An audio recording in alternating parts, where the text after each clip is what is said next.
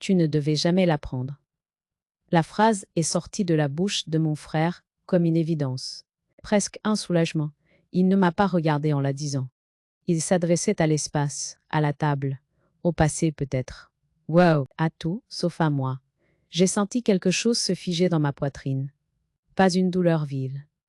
Plutôt un arrêt net, comme si l'air avait cessé de circuler. Autour de nous, personne ne parlait. Ma sœur triturait son verre. Mon beau frère fixait la nappe. Même les enfants, pourtant habitués au bruit, s'étaient tus.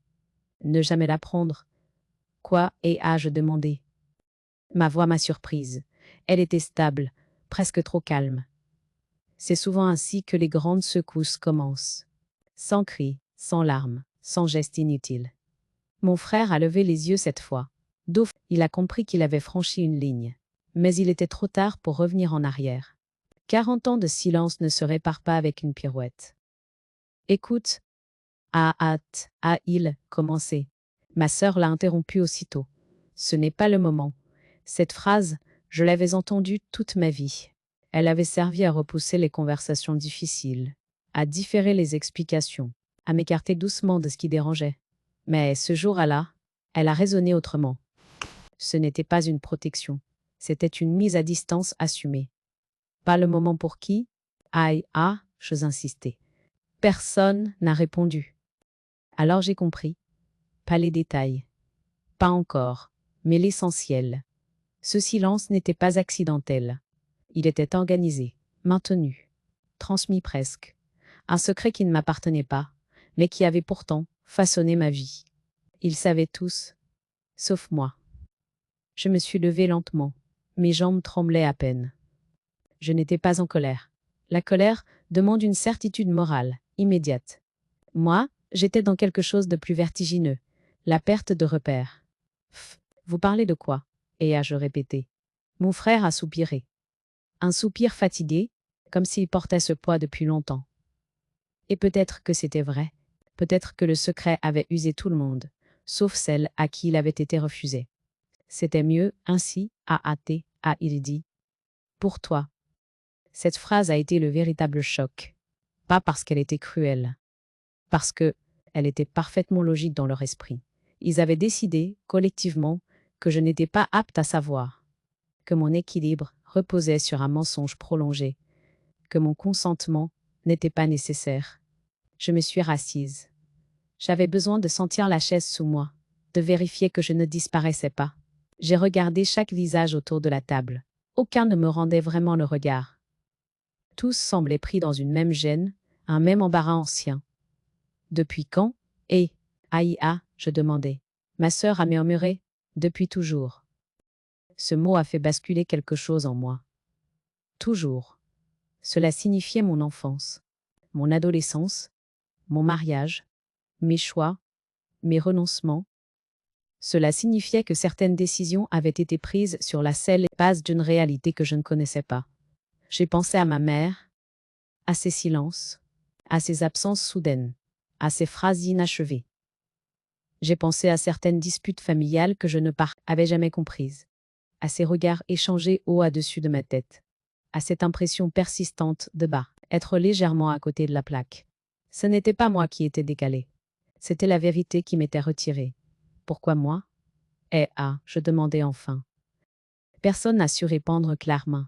On parlait de protection, de fragilité, de circonstances, de choses trop compliquées pour être expliquées. Des mots vagues, sans chair, sans responsabilité. Je n'ai pas pleuré, pas ce jour-là. Les larmes viennent quand la douleur trouve une direction. Là, elle était partout. En quittant la table, j'ai compris que ce moment n'était pas une dispute familiale. C'était un point de rupture. Une ligne invisible venait d'être franchie. Celle qui sépare l'ignorance choisie de l'ignorance imposée. Ce soir-là, en rentrant chez moi, je savais déjà une chose. Quoi que ce secret contienne. Il allait me forcer à relire toute ma vie. Et je n'étais plus certaine d'aimer ce que j'allais y découvrir. Avant ce jour-là, je croyais connaître l'histoire de ma vie. Elle me semblait simple, presque ordinaire. Une enfance, sans éclat mais sans drame apparent. Une famille discrète, soudée en surface, où l'on parlait peu des émotions, mais où l'on respectait les rôles. J'avais grandi dans cette atmosphère feutrée, persuadée que le silence était une forme de paix. Je me souvenais de la maison de mon enfance, de ses murs épais et de son jardin toujours un peu trop ombragé. Ma mère y marchait doucement, comme si elle craignait de déranger quelque chose d'invisible. Mon père parlait peu. Il décidait sans expliquer. C'était l'ordre naturel des choses, croyais à jeu. On ne posait pas de questions inutiles. On avançait. J'étais la plus jeune, celle qu'on appelait sensible, pas fragile sensible. Le mot revenait souvent, accompagné d'un sourire indulgent. On me disait que je comprenais les choses autrement, que certaines vérités me feraient trop de peine. J'ai grandi avec cette idée que ma douceur était une limite, non, une force. Je me souviens de mon adolescence comme d'une période légèrement floue. J'avais des rêves simples. Fonder une famille, construire un foyer stable, être aimé sans avoir à me battre. J'ai rencontré mon mari jeune. Il représentait pour moi la solidité, la clarté, l'ancrage. Avec lui, je croyais enfin entrer dans une vie visible, sans zone d'ombre. Nous avons bâti notre couple sur la confiance. Du moins, c'est ce que je croyais. Je me suis investie pleinement. La maison, les enfants, les repas, les fêtes familiales. J'étais celle qui reliait, qui organisait, qui veillait à ce que chacun trouve sa place. Je me sentais utile, nécessaire même. Ma famille venait souvent. Les repas étaient bruyants, proies, rythmés par des anecdotes que je connaissais presque par cœur. Chacun avait son rôle bien défini. Mon frère, responsable. Ma sœur, pragmatique. Moi, attentive. J'écoutais beaucoup. Je parlais peu de moi. Cela me semblait naturel. Il y avait pourtant des moments étranges. Des silences qui tombaient quand j'entrais dans une pièce. Des conversations interrompues trop vite. Des décisions déjà prises dont on m'informait après coup. Je mettais cela sur le compte de mon imagination. On m'avait appris à douter de mon ressenti. Quand ma mère est tombée malade, j'ai été présente. Toujours. Je l'accompagnais, je l'écoutais, je la soutenais. Elle me prenait parfois la main plus longtemps que nécessaire, comme si elle voulait me dire quelque chose sans y parvenir. Je croyais que c'était la peur de mourir. Je ne savais pas encore que c'était peut-être la peur de parler. Oui. À son décès, j'ai ressenti un vide immense, mais aussi une étrange frustration. Comme si quelque chose était resté suspendu entre nous. Je n'ai jamais su quoi. Je n'ai jamais osé demander. Les années ont passé. Les enfants ont grandi. Je continuais à jouer mon rôle. Celui de la femme stable, raisonnable, qui ne fait pas de vagues. On me félicitait pour ma patience, pour mon sens du sacrifice. Je recevais ces compliments comme on reçoit des médailles, discrètes, sans comprendre qu'ils servaient aussi à me maintenir à ma place. Je pensais que la loyauté familiale consistait à ne pas poser de questions inutiles, mais à faire confiance, à accepter. J'étais fière de cette loyauté. Elle donnait un sens à mes renoncements. Jamais je n'aurais imaginé que cette loyauté reposait sur une asymétrie aussi profonde. C'est que pendant que je vivais ma vie, en croyant tout savoir de l'essentiel, d'autres détenaient une vérité que, on jugeait préférable de me cacher. Avant ce jour, je croyais avoir vécu une vie honnête. Je ne savais pas encore que cette honnêteté n'avait fonctionné que dans un seul sens. Et en revisitant ces souvenirs, je comprenais peu à peu que mon passé, tel que je l'avais raconté, n'était peut-être qu'une version soigneusement aménagée, une histoire où l'on avait retiré, dès le départ, il est un élément fondamental, sans jamais me demander si j'avais le droit de le connaître. Les premières fissures n'ont pas pris la forme de cris ou de conflits ouverts. Elles ont été plus sournoises, plus difficiles à nommer. Des détails, des absences, des maladresses répétées qui, mises bout à bout, dessinaient peu à peu une frontière invisible entre eux et moi. Je me souviens d'avoir souvent appris des choses trop tard. Une décision familiale, déjà actée. Un choix important présenté comme évident. On me disait, on pensait que tu serais d'accord. Ou pire. On n'a pas voulu t'inquiéter. Cette phrase revenait comme un refrain. Pour eux, elle avait l'apparence de la bienveillance, mais elle me retirait toute possibilité d'être actrice. Elle me plaçait du côté de celles qu'on protège, parce qu'on les juge incapables d'encaisser la réalité. Je me suis habituée à ce rôle sans le questionner. J'ai même fini par l'anticiper. Quand une discussion devenait trop sérieuse, je me taisais. Quand un sujet semblait délicat, je détournais la conversation. Je croyais préserver l'harmonie familiale. En réalité, je renforçais leur certitude que mon silence était naturel. Les repas de famille ont changé subtilement. Les conversations se faisaient plus techniques, plus allusives. Des regards circulaient au-dessus de mon assiette. On parlait de choses que je ne comprenais pas entièrement. Puis quelqu'un résumait rapidement pour moi, avec des mots simplifiés, comme si j'étais une enfant un peu lente. Je souriais. Toujours. Le sourire est une armure discrète. Il évite les questions. Il rassure les autres. Il m'évitait surtout de me demander pourquoi je me sentais de plus en plus à côté. Il y avait aussi ces remarques, lancées sans méchanceté apparente. Tu as toujours été comme ça. Tu préfères ne pas savoir. Ce genre de choses te ferait trop de mal. À force de les entendre, j'ai fini par les intégrer. J'ai cru que mon caractère justifiait leur silence, que mon besoin de douceur rendait certaines vérités incompatibles avec moi. Quand je posais une question un peu trop précise, on me répondait vaguement, ou on changeait de sujet. Je sentais parfois une impatience contenue, comme s'ils avaient franchi une limite tacite. Voilà. Je me rappelle un dimanche précis. J'avais demandé pourquoi certains papiers, concernant la maison de mes parents, étaient plus là. Mon frère avait répondu trop vite. Ce n'est pas important. Ma sœur avait ajouté. On s'en est occupé. On me laissait toujours dehors. Je ne protestais pas. Protester aurait signifié remettre en cause un équilibre ancien. Et j'avais appris très tôt que troubler l'équilibre familial avait un prix. On devient celle qui complique, celle qui dramatise, celle qui fait ressurgir de vieilles histoires. Alors, je me suis faite petite, présente, mais discrète, informée, mais jamais totalement. J'étais là pour soutenir, pour écouter, pour aider, pas pour savoir. Même dans mon couple, je reproduisais ce schéma. Là, je racontais peu ce que je ressentais vraiment. Je ne voulais pas être celle qui doute, celle qui soupçonne, celle qui voit des problèmes là où les autres voient de simples arrangements. Les humiliations n'étaient jamais frontales. Elles étaient douces, enveloppées de bonnes intentions. C'est ce qui les rendait difficiles à dénoncer, même intérieurement. Comment se plaindre d'être protégé? Comment accuser ceux qui disent agir pour ton bien? Et pourtant, quelque chose en moi résistait. Une sensation diffuse, persistante. Celle d'être tenue à l'écart d'une partie essentielle de ma propre histoire. Celle de vivre dans une version aménagée de la réalité. Je me sentais parfois étrangère à ma propre famille. Pas rejetée ouvertement, mais reléguée à une place secondaire, confortable, silencieuse. Une place où l'on est utile tant qu'on ne demande pas trop. Je croyais encore que ces petites humiliations n'amable étaient que des maladresses. Je n'imaginais pas qu'elles faisaient partie d'un dispositif plus vaste.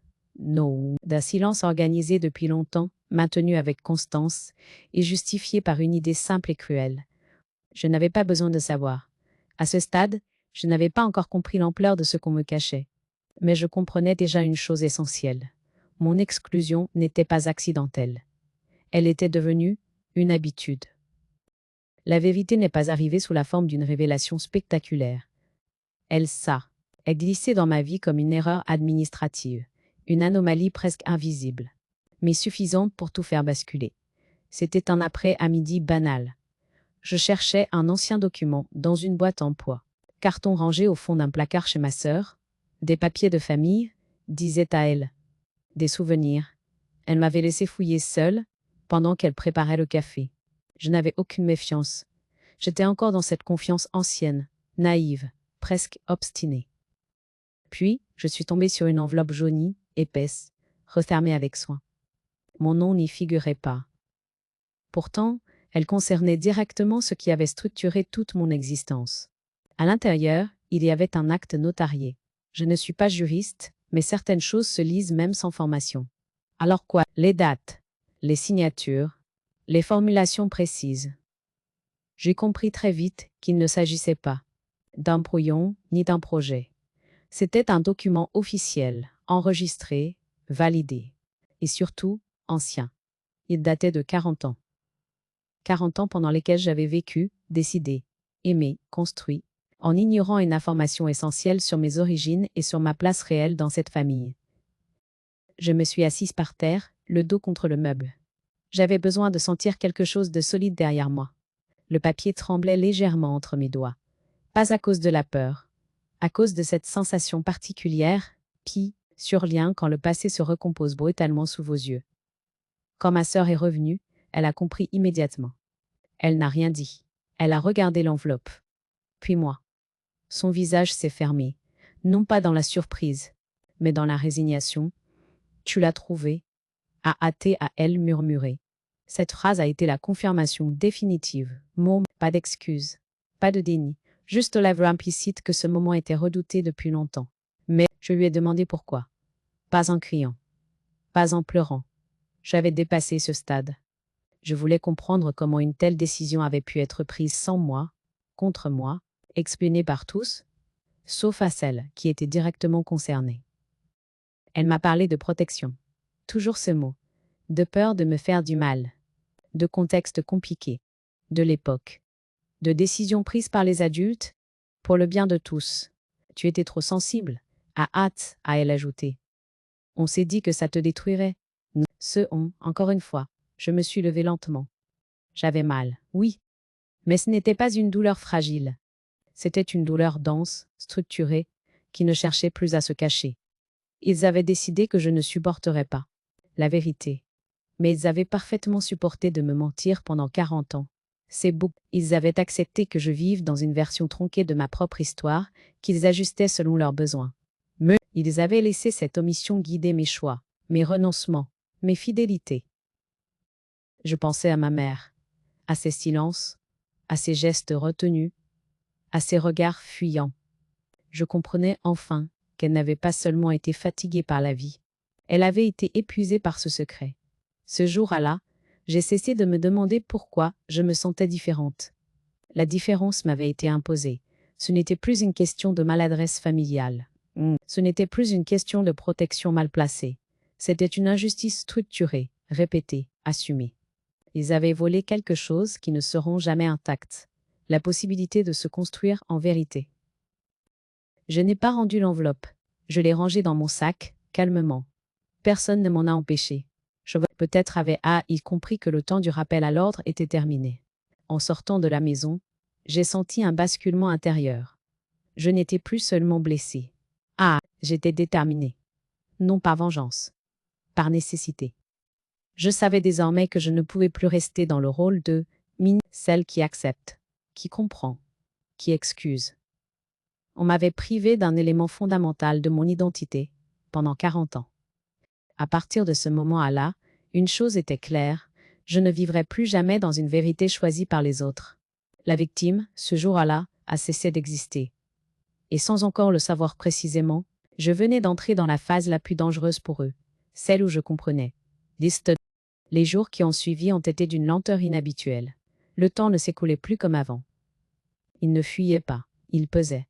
Chaque minute semblait vouloir s'imprimer en moi, comme pour s'assurer que je ne pourrais plus jamais prétendre ne pas avoir su. Je dormais peu, ou plutôt, je m'allongeais longtemps sans dormir. Les nuits n'étaient pas agitées, elles étaient pleines, mais pleines de souvenirs qui prenaient une autre forme, un autre sens. Je revisuais des scènes anciennes, banales en apparence, mais désormais chargées d'une densité nouvelle. Des silences trop longs, des décisions prises à ma place, des phrases dites à demi-mot. Je ne cherchais plus à comprendre ce qu'on m'avait caché. Je cherchais à comprendre comment j'avais vécu avec ce manque. Comment une vie entière pouvait s'organiser autour d'une vérité absente sans que l'on en ait pleinement conscience. Et je me suis demandé si j'avais été naïve. Le mot m'a traversé l'esprit, mais je l'ai rejeté. La naïveté suppose un défaut de vigilance. Moi, j'avais fait confiance. Et la confiance n'est pas une faiblesse tant qu'elle n'est pas exploitée. Je repensais à cette idée que j'avais toujours eue de la famille. Un lieu où l'on protège, où l'on enveloppe, où l'on évite la douleur quand on le peut. Mais je comprenais maintenant la limite dangereuse de cette logique.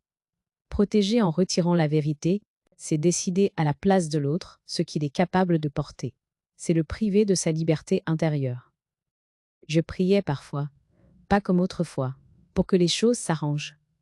Je priais pour rester droite, pour ne pas céder à la tentation de minimiser ce que je ressentais, pour ne pas me laisser enfermer dans le rôle commode de la femme, trop sensible, à qui l'on doit tout expliquer doucement. Un soir, j'ai repris l'enveloppe. Je l'ai relue lentement, phrase par phrase. J'ai noté les dates, les noms, les signatures. Ce geste n'était pas juridique. Il était existentiel. Mettre des mots précis là où, pendant 40 ans, il n'y avait eu que des impressions floues. J'ai commencé à écrire. Pas pour raconter, pour comprendre. J'écrivais ce que j'avais ressenti à chaque étape de ma vie. Ce que j'avais cru, ce que j'avais accepté, sans discussion. Je voyais se dessiner un fil invisible, celui d'une femme à qui l'on avait appris très tôt que certaines questions étaient inconvenantes. Je ne ressentais plus seulement de la tristesse. Je ressentais une forme de colère, calme, pas explosive, une colère structurée qui ne cherche pas à détruire, mais à rétablir un équilibre. Cette colère-là ne criait pas, elle organisait. Je me suis surprise à penser à ce que j'aurais fait différemment si j'avais su les choix de vie, les fidélités maintenues par devoir, les renoncements présentés comme naturels. Cette pensée aurait pu me briser. Elle ne l'a pas fait. Elle m'a rendue attentive à une chose essentielle. Le passé ne se corrige pas, mais le présent peut encore être repris. Je n'ai parlé à personne de ce que je savais désormais. Pas encore. Le silence, pour une fois, était choisi. Il n'était plus subi. Il me permettait de penser sans être interrompu, de sentir sans être corrigé. Je savais que la vérité ne pouvait pas rester confinée dans ce carnet et cette enveloppe. Mais je savais aussi que la révéler sans préparation me replongerait dans le rôle qu'il connaissait si bien. Celui de la femme émotive, débordée, qu'il faut calmer plutôt qu'écouter. Je ne voulais plus être calmée. Je voulais être reconnue. À mesure que les nuits passaient, une certitude s'installait.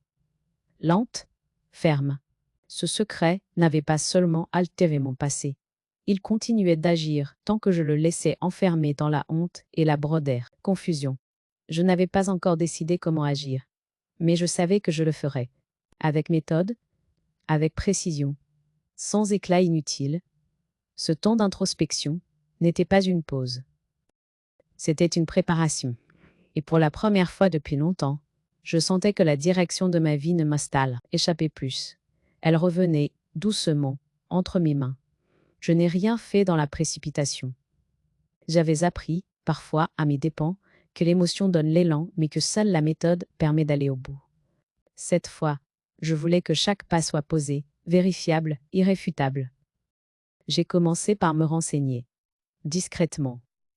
Sans prévenir personne. J'ai pris rendez-vous avec un notaire dans une ville voisine, loin des habitudes familiales. Le bureau était calme, presque austère. Cela m'a rassurée. Je ne cherchais pas de compassion, mais de la clarté. Je n'ai pas raconté toute mon histoire. Pas encore. J'ai posé des faits. Un acte ancien. Des décisions prises sans mon consentement. Un secret maintenu pendant 40 ans. Le notaire m'a écouté sans m'interrompre, feuilletant les copies que j'avais apportées. Son silence n'était pas embarrassé. Il était professionnel.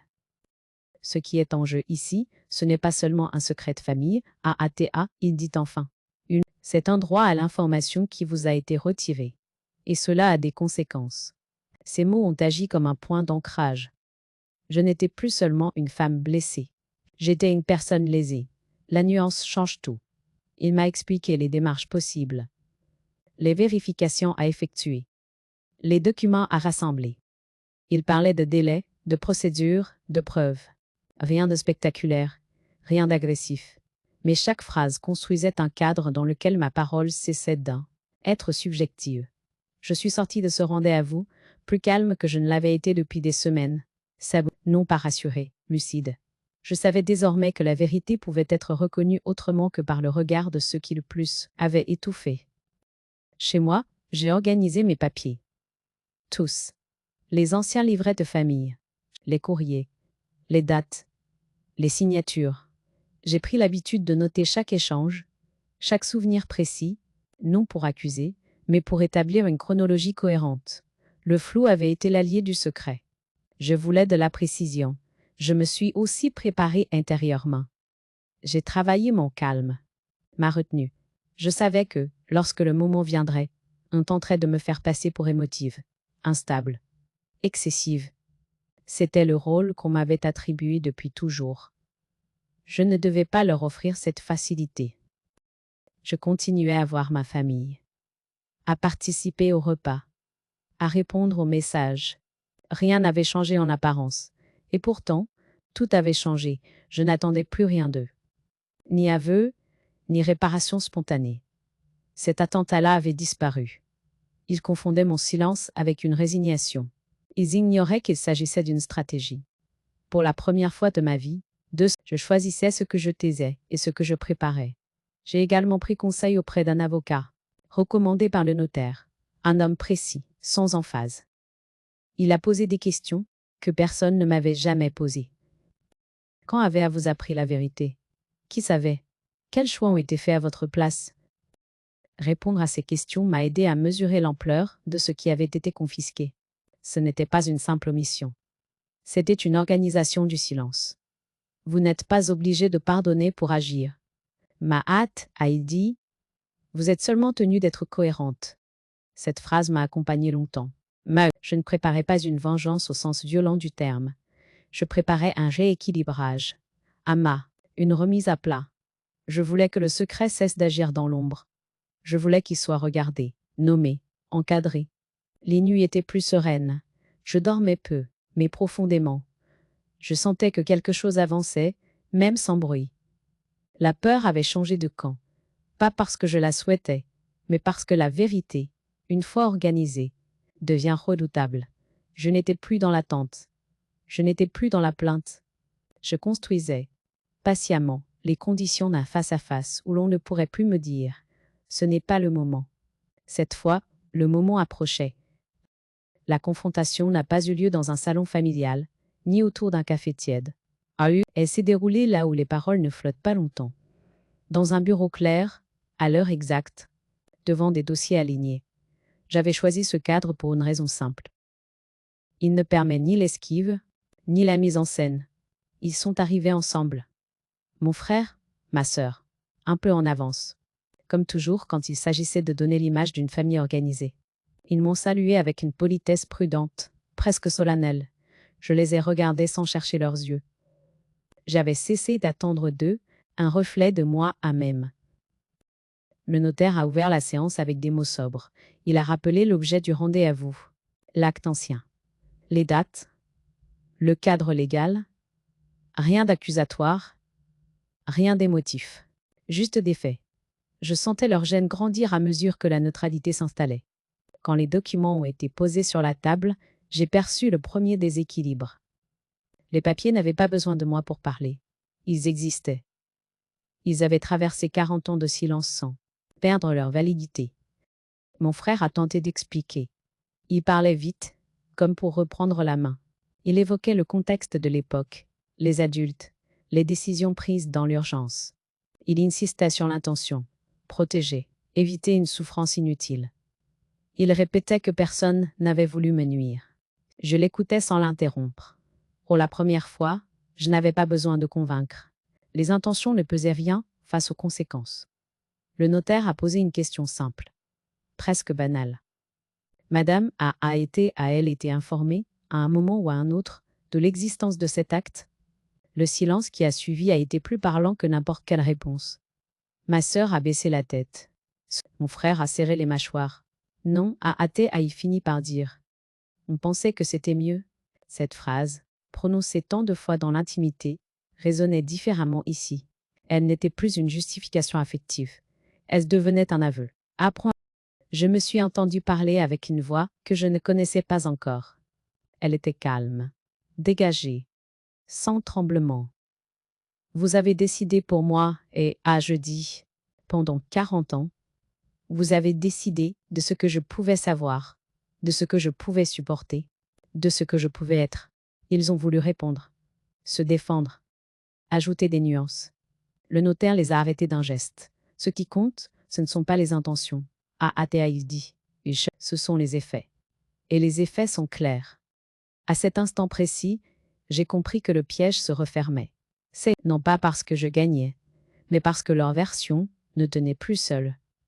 Elle avait besoin d'explications, de justifications, de détours. La mienne se suffisait aux faits. On a parlé de régularisation, de reconnaissance, de démarches à entreprendre, de délai. Le langage était technique, presque froid. Il me protégeait. Il empêchait le retour aux affects manipulés. Il me regardait autrement désormais, plus comme la sœur sensible, plus comme celle qu'on épargne. Il me regardait comme une personne qui avait déplacé la discussion sur un terrain qu'il ne contrôlait plus. En sortant, mon frère m'a retenu par le bras. Son geste était hésitant, maladroit. « Tu aurais pu nous en parler avant » a Athéaï dit. Je l'ai regardé, sans colère. « Je vous ai parlé toute ma vie. » Et je répondu. « Vous avez choisi de ne pas m'entendre. » Il n'a rien ajouté. Je n'ai ressenti aucune jubilation, pas même un soulagement immédiat. Ce que je ressentais était plus stable. Une restitution.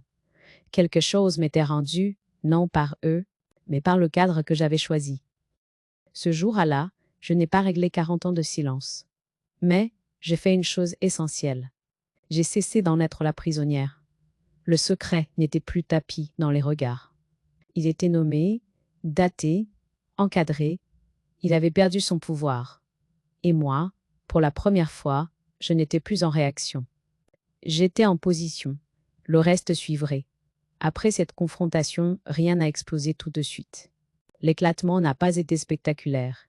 Il a été progressif, presque feutré, comme ces maisons anciennes, dont on découvre les fissures longtemps après le premier tremblement. Au début, il y a eu le silence. Un silence différent de celui que j'avais toujours connu. Plus dense, plus lourd. Un silence de repositionnement. Chacun semblait chercher sa place dans cette nouvelle configuration, où je n'étais plus celle à qui l'on cache, mais celle qui sait. Les messages ont commencé à arriver. Des phrases courtes. Prudentes. J'espère que tu vas bien. On peut t'en parler quand tu veux. Rien de frontal. Rien d'assumé. Personne ne disait « nous avons eu tort ». Le langage restait vague, comme si nommer clairement la faute risquait de la rendre irréversible.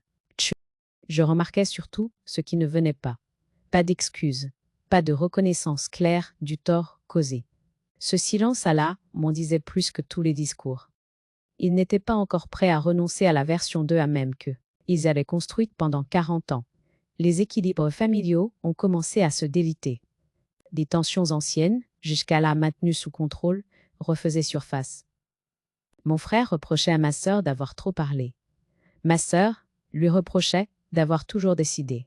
Chacun cherchait un responsable. Personne ne voulait regarder le système dans son ensemble.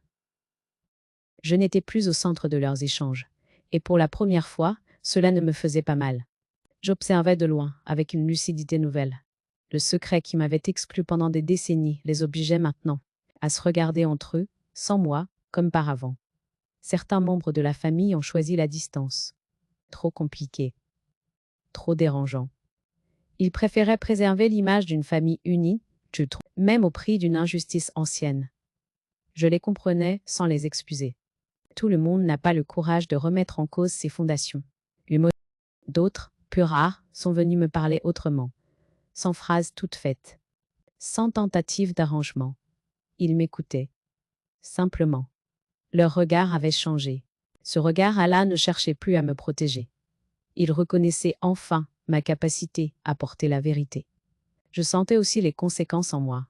Une fatigue particulière, non pas physique, mais morale. Défaire 40 ans de silence demande une énergie immense. Il faut accepter de voir tomber certaines illusions. Celles sur la famille, sur la loyauté, sur le rôle que l'on croyait jouer. Il m'est arrivé de douter. Pas de ce que j'avais fait, mais de ce que cela allait me coûter. L'éclatement d'une famille n'est jamais anodin, même quand on n'en est pas responsable. Il y a des pertes collatérales, des liens qui se distendent, des habitudes qui disparaissent. Mais je n'ai jamais regretté d'avoir parlé. Je comprenais désormais que l'harmonie que je avait tant cherché reposait sur mon effacement. Et qu'une harmonie qui exige le silence d'un seul n'est que un accord injuste. Un soir, en rentrant chez moi, j'ai ressenti une tristesse profonde, mais claire. Pas une tristesse confuse. Une tristesse qui accepte. Celle qui reconnaît que certaines familles ne survivent pas à la vérité, parce qu'elles se sont construites sans elle. Je n'étais plus dans l'attente d'une réparation collective.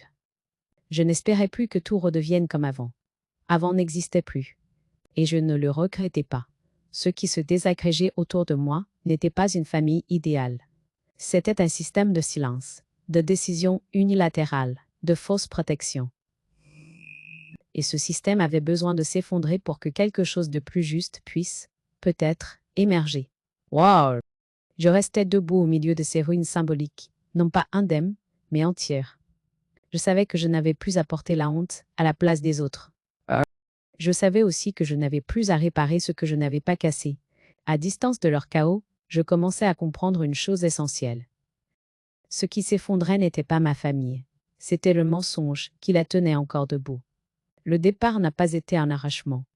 Il a été une translation lente, presque discrète, comme on déplace un meuble trop longtemps resté au même endroit et dont on découvre, en dessous, une lumière oubliée. J'ai quitté la maison sans colère, sans triomphe, avec cette sensation nouvelle d'avoir cessé de lutter contre le courant. Je me suis installée dans un lieu simple, à taille humaine. Un appartement clair, pas trop grand, où chaque pièce avait une fonction évidente. Rien de superflu, rien à justifier. La première nuit, j'ai dormi profondément. Un sommeil sans rêve, sans retour en arrière. Un sommeil plein. Comme si mon corps, enfin, se reposait d'avoir porté trop longtemps une histoire incomplète. Les jours suivants, j'ai redécouvert le silence. Pas celui qui étouffe, ni celui qu'on impose. Un silence choisi, habitable. Le matin, je buvais mon café près de la fenêtre, observant la rue s'éveiller. Les visages étaient anonymes. Personne ne savait d'où je venais, ni ce que j'avais traversé. Cette ignorance-là me protégeait. Je marchais beaucoup, sans itinéraire précis. J'apprenais les rues, les rythmes, les commerces. Le boulanger me reconnaissait. La libraire me conseillait des livres, sans me demander pourquoi je les cherchais. Ces échanges simples me rappelaient une chose essentielle. On peut exister pleinement, sans être expliqué. Je reprenais possession de gestes oubliés. Choisir l'heure du repas. Décider d'un programme sans tenir compte d'agendas, qui n'étaient plus les miens. Ranger selon mon ordre, pas celui d'un récit familial figé. Chaque petite décision était une affirmation douce, mais ferme. Je pensais parfois à eux, pas avec amertume, avec distance. Les liens n'avaient pas disparu, ils avaient changé de nature. Ils ne reposaient plus sur une date silencieuse, mais sur une réalité claire. Je n'étais plus disponible pour porter ce qui ne m'appartenait pas. Les démarches engagées suivaient leur cours, mais elles n'occupaient plus le centre de ma vie. J'avais confié l'essentiel à ceux dont c'était le métier. Je ne voulais plus que la justice, même légitime, devienne une nouvelle obsession. Là, j'avais compris que réparer n'est pas reconstruire à l'identique. Mais, un après-midi, j'ai ouvert mon carnet. Celui où j'avais noté les dates, les faits, les mots exacts. Je l'ai relu lentement, sans urgence. Puis je l'ai refermé. Il avait rempli sa fonction. Il avait été un outil de lucidité. Il n'était pas destiné à devenir une demeure. Je me suis surprise à sourire. Pas d'un sourire éclatant. D'un sourire intérieur. Celui qui naît quand on cesse de se demander si l'on a eu tort de parler. Quand la question ne se pose plus. Je réfléchissais au pardon, pas comme une injonction morale, comme une possibilité lointaine. Peut-être. Le pardon n'est pas un effacement. Il ne réécrit pas l'histoire. Il arrive parfois quand on n'a plus besoin de se protéger. Je savais que je n'en étais pas encore là. Et je respectais ce rythme. Le soir, je regardais la lumière changer sur les murs. Je me sentais présente à moi-même, sans tension. Ce sentiment était nouveau. Il n'avait pas besoin d'être partagé pour exister. Je comprenais enfin que la paix n'est pas l'absence de conflit, mais l'accord intérieur entre ce que l'on sait et ce que on vit. Pendant 40 ans, j'avais vécu à côté de cette paix, persuadée qu'elle dépendait des autres. Elle dépendait de ma capacité à ne plus me mentir. Cette nouvelle vie n'était pas une revanche. Elle n'était pas spectaculaire. Elle était juste. Et cette justesse, après tant d'années de décalage, me semblait être la plus grande des libertés. Je ne cherchais plus à réparer le passé. Je construisais un présent cohérent. Et pour la première fois, ce présent ne me demandait pas de me taire pour tenir debout.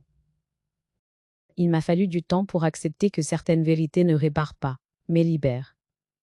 Longtemps, j'ai cru que connaître le secret me rendrait ce qui m'avait manqué, qu'il comblerait un vide ancien. J'ai compris, au fil des jours, que la vérité n'est pas un pansement. C'est un sol. Elle ne guérit pas à votre place, mais elle vous permet enfin de tenir debout sans vaciller. Je repensais souvent à la femme que j'avais été avant. À celle qui attendait, qui s'adaptait, qui croyait que l'amour et la loyauté se mesurent à la capacité de supporter sans bruit. Je ne la jugeais plus. Elle avait fait ce qu'elle pouvait, avec ce qu'on lui avait donné. Et surtout, avec ce qu'on lui avait retiré. Il y a une violence particulière dans le fait d'être tenue à l'écart de sa propre histoire. Mais elle ne laisse pas de traces visibles. Elle n'appelle pas de secours immédiat. Elle s'insinue. Elle façonne des choix, des renoncements, des fidélités que l'on croit volontaires. Et un jour, on découvre que ces choix n'étaient pas libres. Ils étaient conditionnés. Je ne cherchais plus des coupables. Pas vraiment. La culpabilité est un raccourci qui évite la responsabilité. Ce que je voyais désormais, c'était un système. Une organisation du silence présentée comme de la protection. Une habitude collective de décider à la place de celle qu'on juge trop fragile pour savoir. Je n'étais pas fragile, j'étais tenue dans l'ignorance. Cette nuance change tout. Je pensais aux femmes de mon âge, à celles qui vivent encore avec des zones d'ombre qu'elles n'osent pas éclairer, à celles à qui l'on dit que ce n'est plus utile, que le passé est le passé, que ça ne servirait à rien de remuer tout ça. On leur demande la paix au prix de leur lucidité. On leur propose le confort au prix de leur vérité. Je voudrais leur dire que la lucidité n'est jamais un luxe, qu'elle peut arriver tard, oui, mais qu'elle n'arrive jamais trop tard. Il m'est arrivé de ressentir une forme de mélancolie, pas celle qui paralyse, celle qui accompagne la compréhension. J'ai pleuré ce que j'aurais pu être si j'avais su plus tôt. J'ai pleuré certaines complicités imaginées, certains souvenirs désormais altérés. Mais ces larmes n'étaient pas amères, elles étaient claires, elles lavaient. Aujourd'hui, je ne cherche plus à convaincre, ni à expliquer. Ceux qui veulent comprendre le peuvent. Alors les autres continueront leur chemin avec leur justification. Ce n'est plus mon combat. Je vis autrement, plus lentement, plus simplement. Je ne m'excuse plus de poser des questions. Je ne m'excuse plus de dire non. Je ne m'excuse plus d'exister sans me conformer à l'image que l'on avait construite pour moi.